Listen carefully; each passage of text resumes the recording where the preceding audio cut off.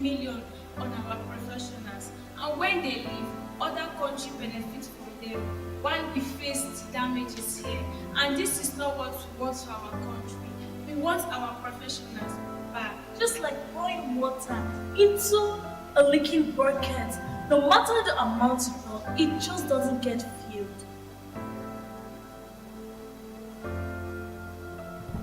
Okay, well done, guys. A round of applause for yourselves. Hi. Oh, it's not done? Oh, okay. Good one. And I want to talk on this brain drain syndrome, which has become like Nigeria's nightmare. It's actually affecting the country because our best brains are leaving to other clients of the world who are not benefiting from those that we have trained in this country.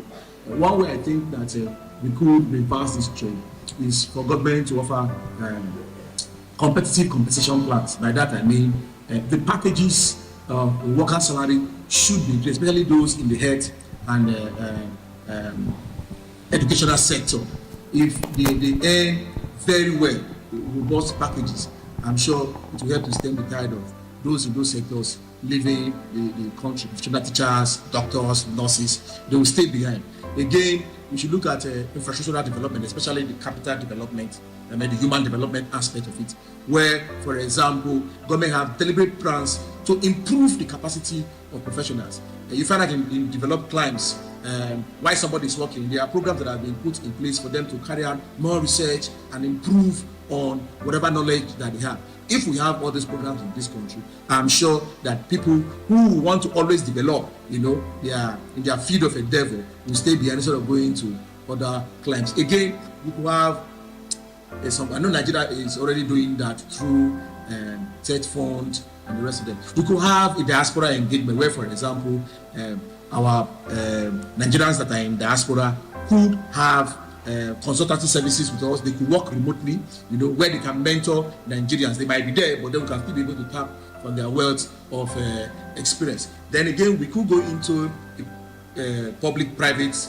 partnership agreement where government encourages private investors to develop modern working environments and give robust pay. You understand, when you have those private individuals in Nigeria having so many of these industries and factories and working environments, you see many of our people will stay behind because of the opportunities they have in working in those places. Then again, we should invest heavily in the education and health sector, because you find out that it's in those sectors that are actually getting this brain drain. Our professors in schools, our doctors, our nurses have been, that little. If we could spend money, Nigeria could spend money, get infrastructure, get modern facilities for the nurses, the doctors, and the teachers, good schools, university, then I'm sure that nobody will want to leave the shores of it. Then again, we could also offer incentives to returnees, those in diaspora. If government has a deliberate plan for them, that's okay. If they return, for example, you want to set up a hospital, a modern hospital, you want to set up a modern school, and government gives them tax cuts, tax rebates. You see, many of them will want to come back to this country. You can imagine you having set up your establishment here, and government is not taxing you for a period of time, so that you can be able, to acclimatize. It will go a long way to helping us get this situation reversed. So if we are able to look at the suggestions that are given, some of which government is already doing, I'm sure that we can be able, if not completely change the scenario, but reverse it to a certain level. Thank you. Thank you. We are returning to Nigeria. What I think needs to change, one, is that the economic situation. Thank you. So right now we'll call on the following students from GSS Kuba to come and defend their documentary. Ndubisi Joy Chikamso, Rihanat Oluwatobi, Akinyemi Rejoice, Amarachuku Vivian, and Kenneth Ifeoluwa Daniel. If that's your school, please clap to represent.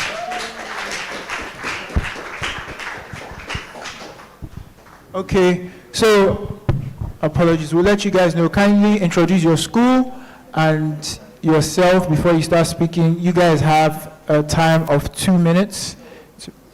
No? No time? Okay. Okay. Oh, sorry, you have 2 minutes each. So feel free to express yourself here. Good day, ladies and gentlemen. My name is Indubisi Joy Chikamso, a proud student of GSS Kubwa, and here with me are Kubwa Jerry Hanat, Akinyemi Rejoice, Ezioza Marchuku Vivian, Kenneth Feoluwa Daniel. Nigeria at 65 years old, a land blessed greatly with wealth, prosperity, strength, culture, and promise. From the north to the south, from the east to the west, Nigeria is enriched and blessed with talent and people. But as we celebrate, one question lingers and troubles our mind greatly. Why does the best mind live? The best mind live doctors, nurses, teachers, engineers. Every day, Nigerians live for abroad. They live behind the very country that trained them. But there is a name for this silent migration. It is called brain drain.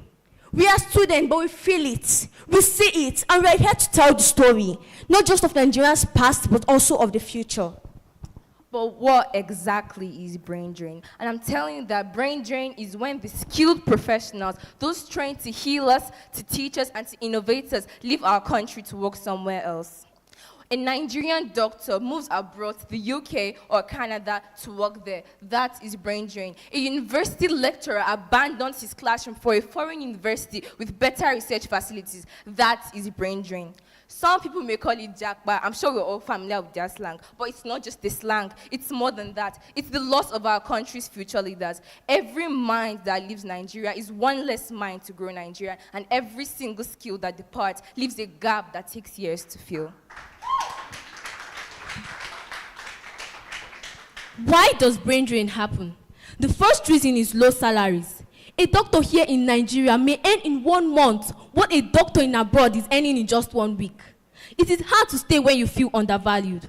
The second reason is insecurity. Many professionals want to work and live in peace, but they find it difficult because they face danger that pushes them away. Doctors are attacked, schools are attacked, communities are displaced. How can one even stay and serve a country that they constantly fear for their lives? Poor facilities is another reason why brain drain happen. How can a researcher discover cures when there are no modern laboratories, no steady electricity, and no advanced equipment?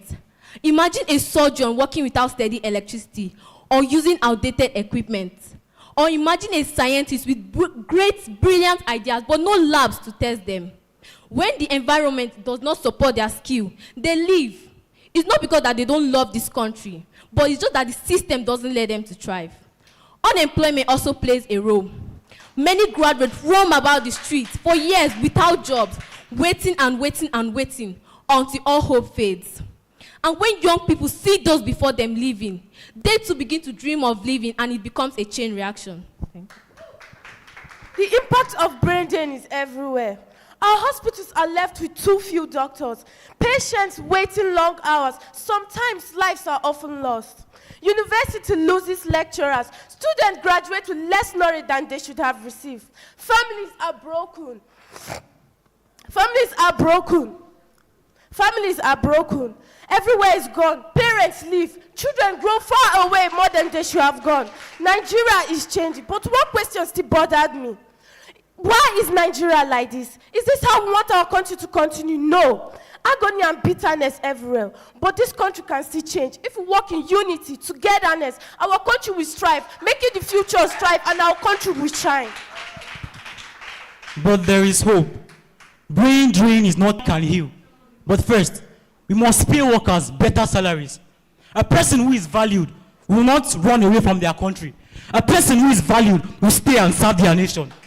And also, we should provide essential facilities, functional laboratories, schools, and hospitals, and also advanced equipment to help our professionals progress. We should also support entrepreneurship. We must support entrepreneurship. When young people can create their future here, they will not seek to run abroad. We should also make this country a safe place. We must make safety our priority. Safety gives people confidence to stay. And when our country is safe, our country is strong, because a safe home is a strong home. Thank you.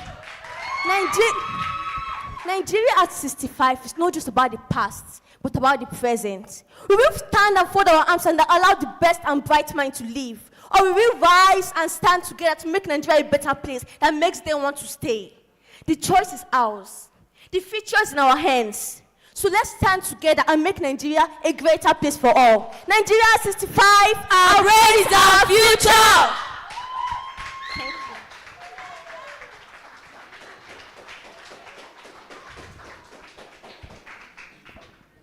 Can we rise and give them a round of applause?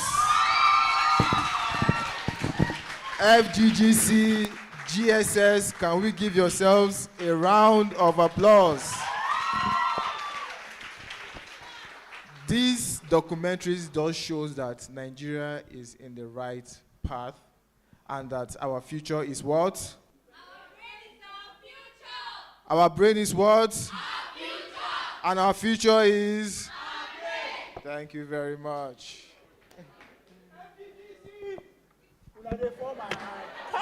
FGGC. FGGC. No, you guys are wonderful. You guys are wonderful. The passion, the country is just mind-blowing. And I love you guys for this. So we've watched your documentaries. The lovely thing is that both of you chose the same topic to speak about, which shows that you guys have passion to keep your brains here in Nigeria. And it's lovely. The Japa syndrome is not affecting you people. I like to say that. So before we move on, I would like to call on the head of admin and HR to come and speak to you guys about brain drain too. Can we welcome Mr. Amen?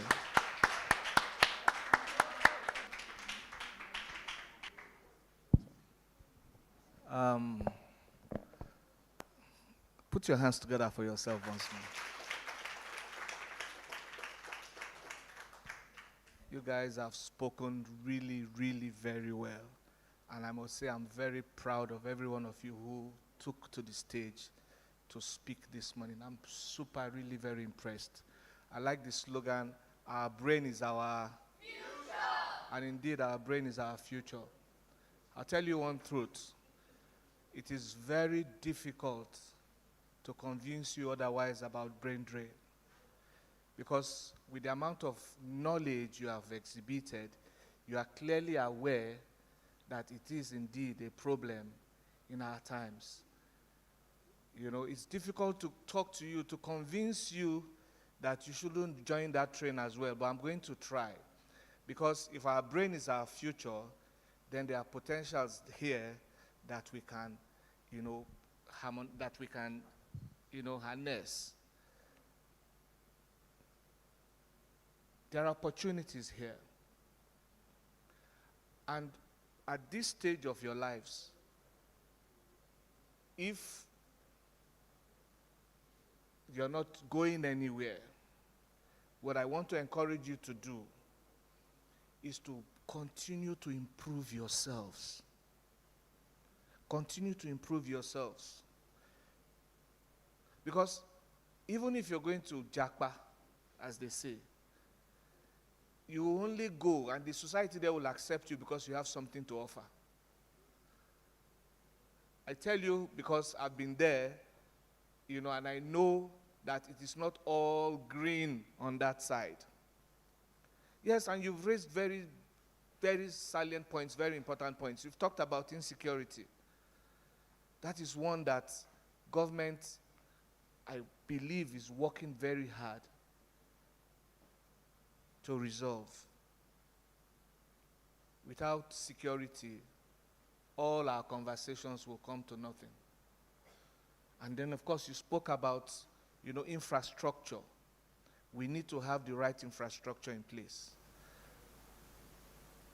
The problem with our situation is that we have gone so far with struggling with infrastructure and all of that, any form of good governance can only just chip in. Can only just, it's like a drop in the ocean. But like what they say, many drops like that, including your efforts, can help us come out of this current challenge. So I want to encourage us, First off, there are opportunities here. Let us not discount them. As you build yourselves, you can become doctors in this country, earning good money. You can become engineers. You can become teachers of repute. You can become authors, writing books. You can become anything you want to become. And I'm trusting that by the time you come of age, most of the things we have talked about now would have been resolved. Do we have that hope? Yes, do we have that hope? Yes, that things will change soon? Yes. I am very confident that things will change soon. I don't want to see our best brains leave our shores. It is not, there will be no country in the future for people like you, who are the future of this country. So it is the responsibility of us, your older ones, to make sure that we continue to push. And I like, more than the videos, as I conclude, more than the video presentations, I love your debates. You know, you spoke beyond the video presentations. It meant that you have a grasp of what you're talking about, what all of this is about. So you should clap for yourselves for the debates. All right. So I think I'll stop now for that. But always keep in mind that there are opportunities here as well. God bless you. Can we give our HR a round of applause? Give him a round of applause. FGGC, GSS, FGGC, GSS, thank you very much. One thing that we'll always say is that if you want change, change begins with who? Change begins with who? So if you want to change your country, you change who? They said our government is the reflection of our society, of ourselves. So whatever is going on in our government is whatever is going around us. So we need to change ourselves first before we can change anything. And you people should note, first of all, do I look good? Do I look good? Does my co-MC look good? Our HR, does it look good? This is all because of what our government is doing for us. We all look good because our government is taking care of us.